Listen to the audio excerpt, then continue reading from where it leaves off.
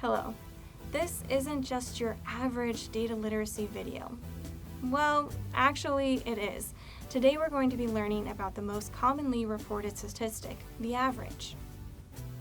Averages, or measures of central tendency, allow you to describe a large amount of data with just one number. We use averages in the workplace, at school, in sports, and even when we're online shopping. The star review system is supposed to represent the average rating for that item. It is important to understand when and why you should use either the mean, median, or mode, because in some cases, using one over the other can be misleading. The mean is also known as the arithmetic average, which is the sum of all the values divided by the number of values. The median is the middle value, and the mode is the most frequently occurring value. To better understand the differences between these three types of averages, let's take a look at an example. This table shows the points per game average for the top 15 NBA players from the 2020-2021 season. To determine the average points per game for all of these top players, we can calculate the mean, median, and mode. Let's begin with the mean. To calculate the mean, we'll want to add up all the values together and then divide that sum by the number of values, which in this case is 15.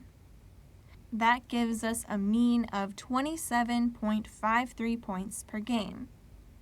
To determine the median, which is the middle value, you first want to sort each value in order from smallest to largest. Luckily, this table is already sorted that way. We now need to find which value is at the center. Since there are 15 values, the middle value will be the 8th value, counting from either the right or the left. The median is 27. If our sample had an even number of values, say 10 instead of 15, then you would need one extra step to calculate the median, since you would have two values that were in the middle. You can solve this by calculating the mean of those two values. Determining the mode doesn't involve any calculations. You just need to look for the most frequently occurring value.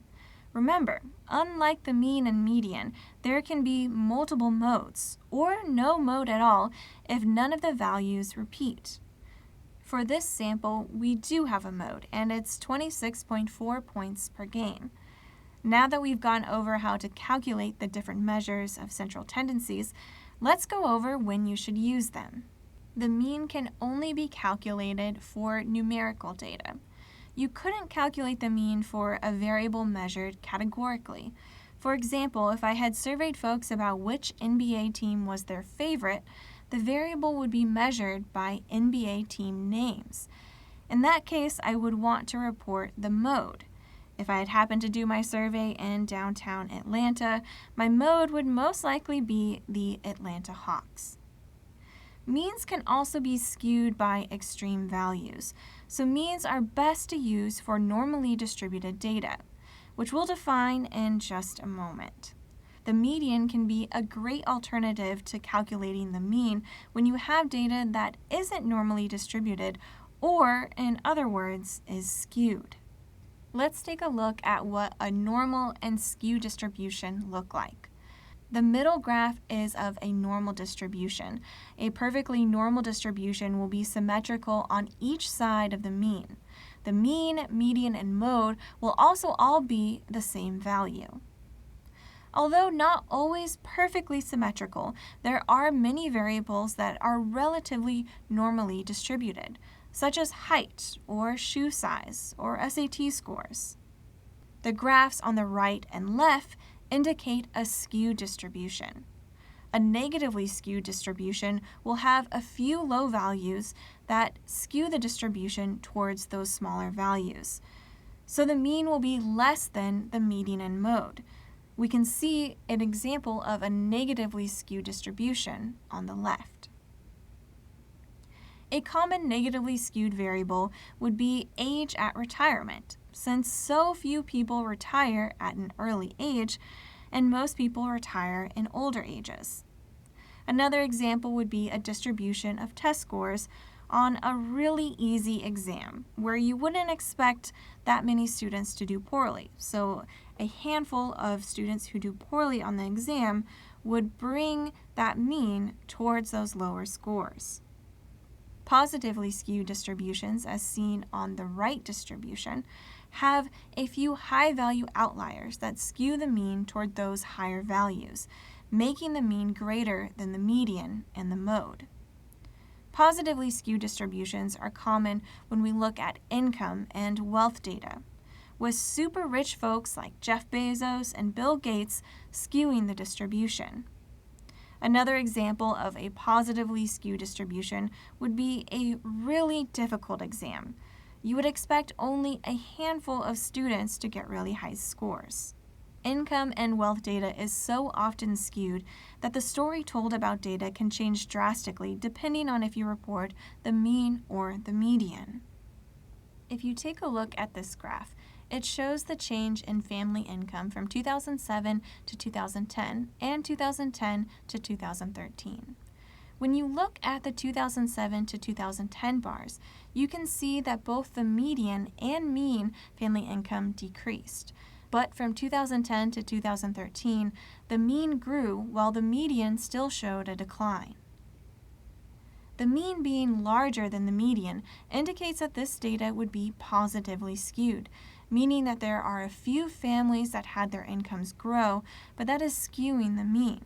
The bulk of families would have seen a loss in income. Sometimes just reporting the mean and the median can conceal important trends in the data. Let's say you're on a road trip and craving some pizza. You check your phone and there is a place called Fish Pizza only a mile out of the way. The reviews on Fish Pizza show it has a 3-star review average, so you think the pizza there must not be too bad or that amazing either. Is that the real story? Let's take a closer look at the distribution of the reviews. Wow, it looks like only 5 people have given Fish Pizza 3 stars, while 500 people have given the place 5 stars and 500 people have given it just 1 star. That is a bimodal distribution, with most folks either rating Fish Pizza as 5 stars or 1 star. However, the mean and median would both be calculated to about 3 stars. Knowing the distribution can give us more insight onto what folks really think about Fish Pizza. It appears that Fish Pizza is quite polarizing. Reviewers seem to either love Fish Pizza or hate Fish Pizza. We can't just think of averages as, well, average. How averages get reported can shape how we understand what is happening with our data.